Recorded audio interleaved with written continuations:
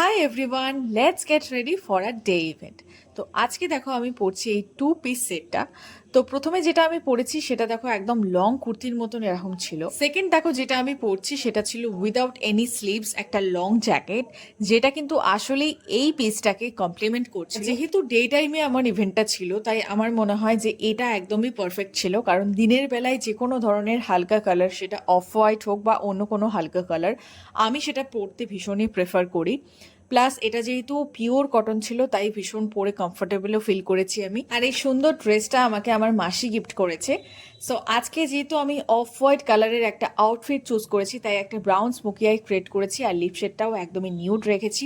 চুলটা আমি আগের দিনই বেনি করে রেখেছিলাম যাতে এরকম একটা কার্লি হেয়ার লুক আমার আসে। তো এক্স্যাক্টলি সেটাই হয়েছে। তো এখানে দেখো কিছু ব্যাঙ্গেলস পরছি আমি, যেগুলো ছিল একদমই হ্যান্ডমেড। আর এটা ছিল হচ্ছে ফ্রম রোজ প্যাটেল বুটিক, আমি ট্যাগ করে দেবো, তোমরা চাইলে অবশ্যই দেখে নিতে পারো।